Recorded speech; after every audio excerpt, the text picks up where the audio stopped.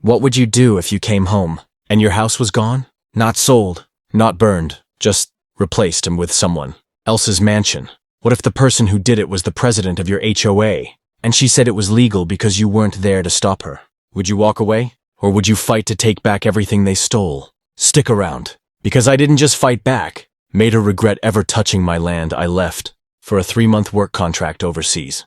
When I came back, my cabin was gone. Not damaged, not accidentally removed. Gone, replaced by a 2-story stone mansion with Corinthian pillars, and an iron gate, and a mailbox that still had my name on it, scribbled over in Sharpie. At the center of it all was Deborah Mallory, president of the Homeowners Association, a woman who wore her HOA badge like it was a sheriff's star. She called it an eminent domain misunderstanding.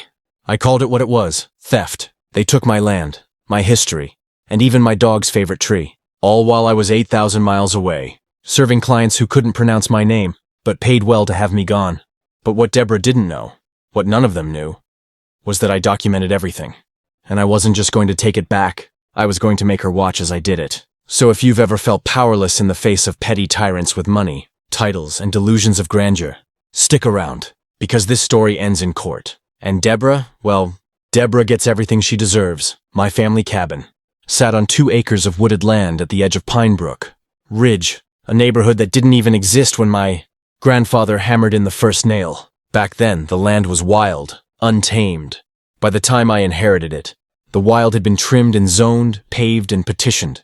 Pine Brook was a gated community now, and with that came the Homeowners Association. Enter Deborah Mallory. She wasn't just the HOA president. She was its self-appointed queen. Blonde bob, perfect teeth, always in pastel. Her dog's name was Winston.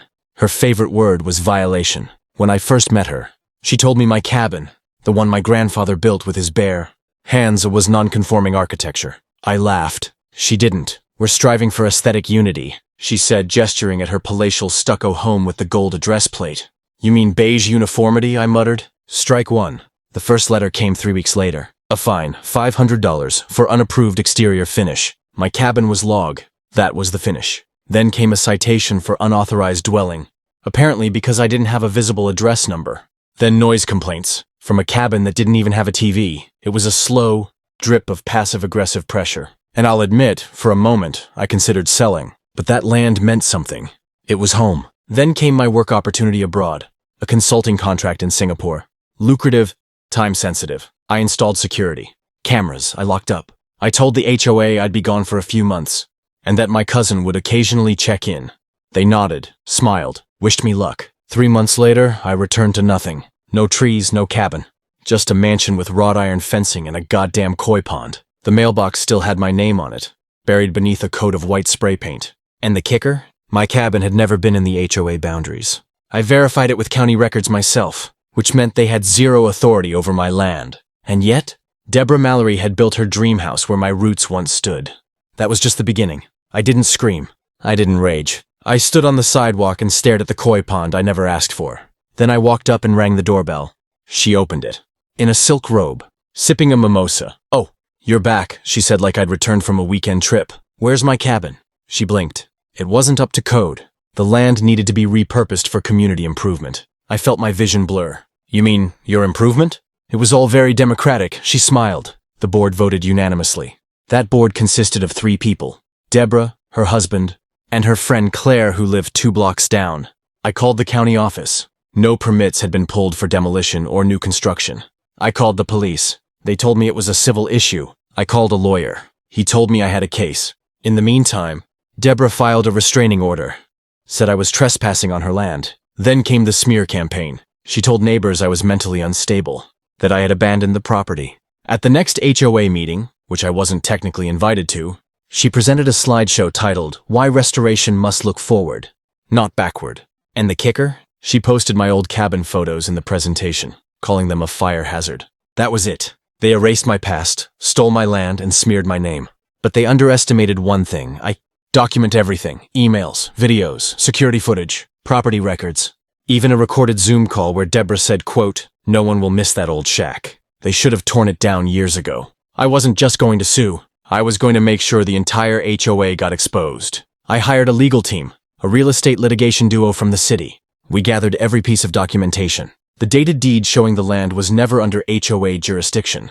The lack of permits for demolition or construction. Security cam timestamps showing unknown workers on my land. We filed the lawsuit. Wrongful demolition, trespassing, illegal construction, defamation. Then, I went public. I contacted a local news outlet. I didn't give them my name, just a flash drive.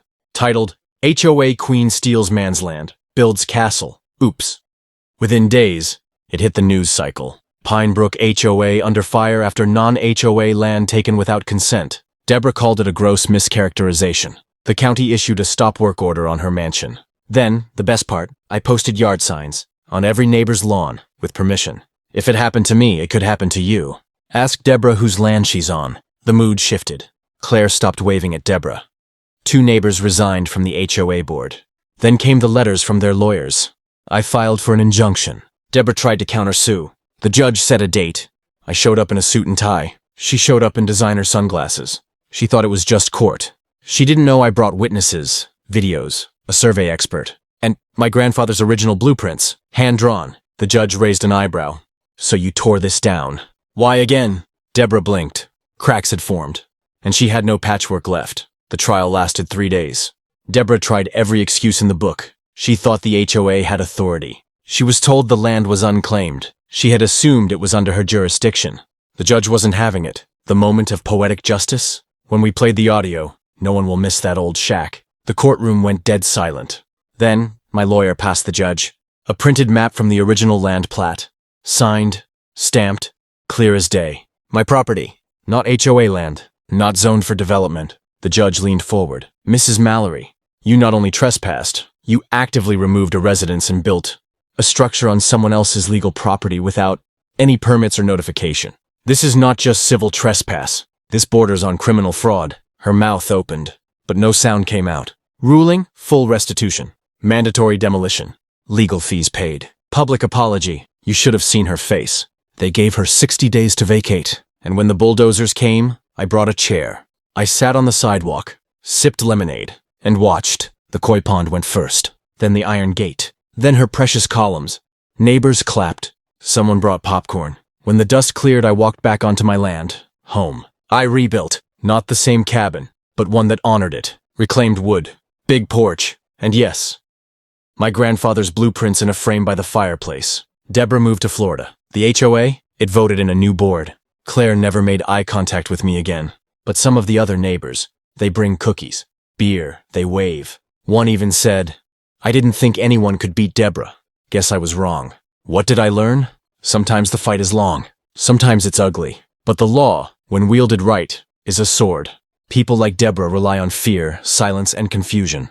But when you stay calm and document everything, you don't just win. You remind people like her that they're not untouchable. So if you made it this far, comment justice served below.